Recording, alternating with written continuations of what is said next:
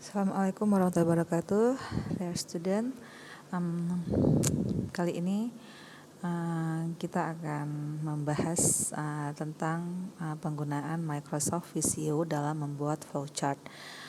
Mungkin beberapa dari kalian sudah ada yang pernah mencobanya, namun saya tetap akan memberikan bagaimana penggunaan Microsoft Visio sebagai salah satu software yang kita gunakan dalam praktikum mata kuliah algoritma dan pemrograman.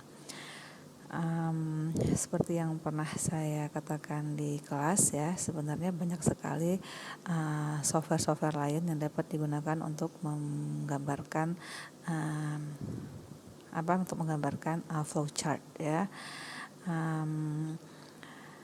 Namun Visio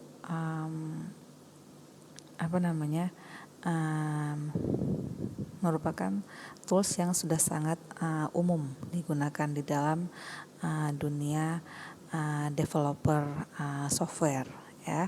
Oke, untuk memulai Visio ya silahkan diklik icon Visionya, kemudian nanti setelah terbuka ya maka akan muncul icon template ya, template dari Visio. Nah, di sini kita akan memilih namanya template flowchart ya. Kalau misalnya lihat di sini kita tinggal klik saja. Nah, di sini ada segala macam jenis flowchart ya. Nah, jadi kalian tinggal memilih mau yang mana. Nah, kita akan menggunakan basic flowchart karena ini yang bisa kita gunakan untuk pembuatan alur program ya. Jadi kita klik ya, kemudian kita memilih unit untuk pengukurannya. Dikarenakan ini hanya flowchart, bukan seperti aplikasi yang digunakan untuk mapping, untuk pemetaan ataupun untuk tata ruang ya. Jadi kita menggunakan default saja, kita menggunakan metric units. Oke, kemudian kita klik tanda create. Nah, ini adalah area kerja dari Visio untuk flowchart ya. Ini adalah workspace-nya ya. Nah, ini kita bisa perbesar ya dengan mengklik zooming di sisi kanan bawah ya.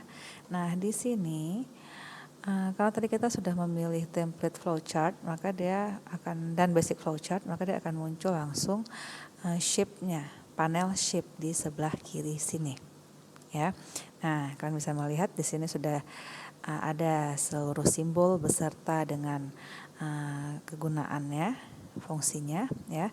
Nah, yang membedakan antara flowchart pada Visio dengan flowchart yang ada pada Microsoft Word adalah flowchart di sini kita dapat mengkoneksikan setiap elemennya secara otomatis. Jadi ketika kita akan memindahkan atau menggeserkan satu elemen ke atas, ke bawah, ke samping, ke kiri ya. Nah, itu semua elemen yang melekat padanya itu juga akan ikut berpindah. Jadi kita tidak perlu melakukan select semua komponen kemudian kita pindahkan seperti itu ya. Oke, saya akan berikan sedikit cara penggunaan flowchart secara sederhana. Saya akan mendemonstrasikan bagaimana untuk menggambarkan flowchart untuk pembuatan segitiga. Oke, kita sudah pelajarin untuk selalu memulai flowchart kita selalu menggunakan simbol terminal, yaitu simbol ini ya, start ataupun end. Kita pilih, kita klik, kemudian kita bawa ke area kerjanya. Oke, kita tempatkan di sini misalnya. Nah, oke ya, kita klik 2 kali ya, kita buat misalnya mulai.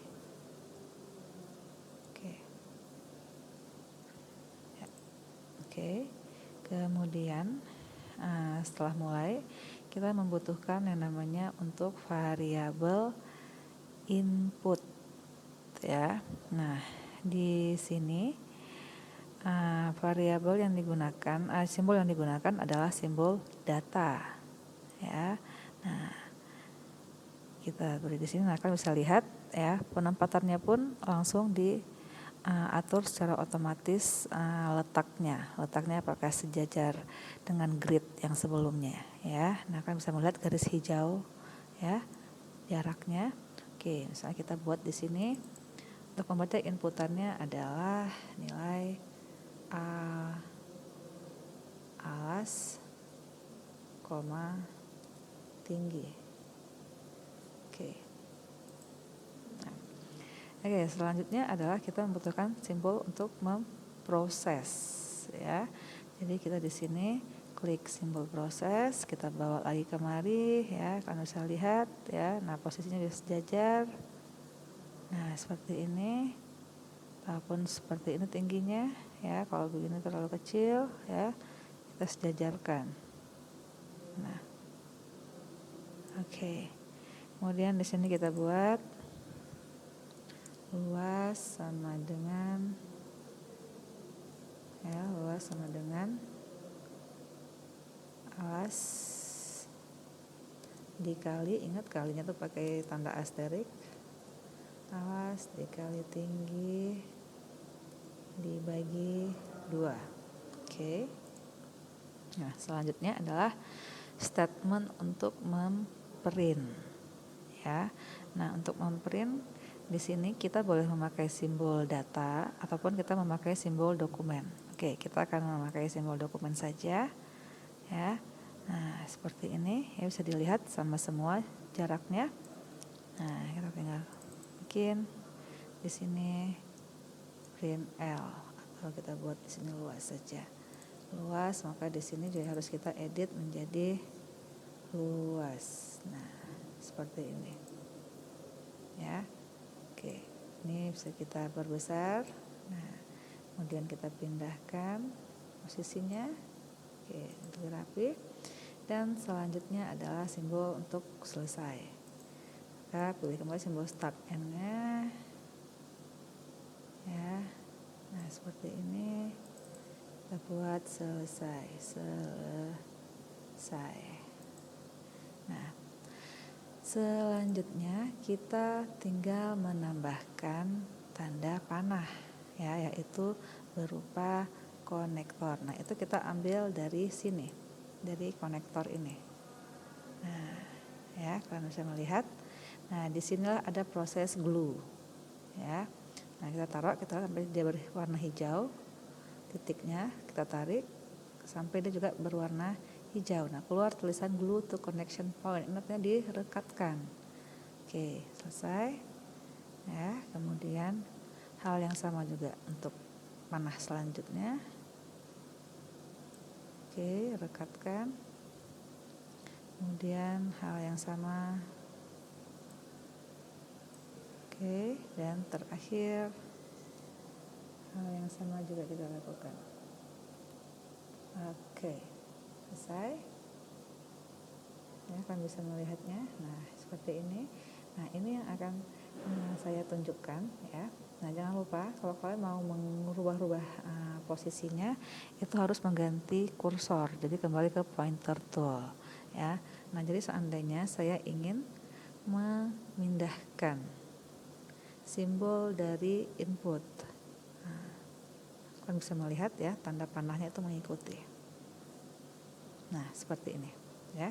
Jadi tanda panahnya mengikuti, tidak seperti kalau di Word. Kalau di Word kan harus memindahkan satu persatu ataupun kalian memindahkan sekaligus dengan melakukan multiple select. Nah, selanjutnya bila kalian ingin melakukan pembuatan untuk flowchart yang lain, kalian dapat menambahkan sheet-nya. Jadi sama seperti di Excel, ya, tinggal menambahkan sheet-nya, ya. Kemudian nanti kalian bikin flowchart lain lagi.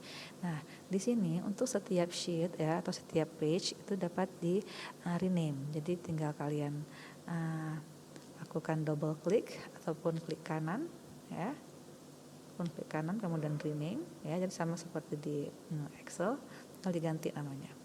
Oke, jadi ini misalnya saya ganti namanya dengan segitiga, ya, segitiga. Oke, ya. Kemudian langkah selanjutnya adalah saya akan meng-save, ya. Saya akan meng-save flowchart ini.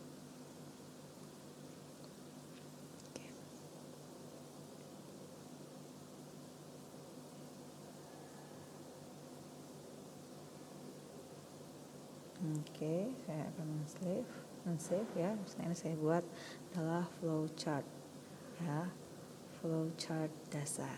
Nah, Nah, seperti ini ya, kita save-kan. Oke, ya, jadi nanti flowchartnya akan dapat dibuka kembali. Nah, hanya sekian untuk penggunaan Visio untuk kepentingan flowchart ya. Nah, sedikit pemberitahuan dari saya bahwa Visio ini dapat digunakan untuk hal yang lain. Jadi misalnya kalian membuka more shape ya, kalian bisa melihat ada banyak shape yang disediakan ya. Jadi ada business shape, ada engineering ya. Nah, engineering ini ada yang untuk electrical ya. Kalian bisa merancang sirkuit ya. Kemudian flowchart juga. Nah, flowchart juga banyak ya. Nah, kemudian untuk general ya, kalian bisa lihat sendiri. Kemudian ada maps, unfold and plan. Nah, ini spot untuk arsitektur. Jadi untuk perencanaan gedung ya.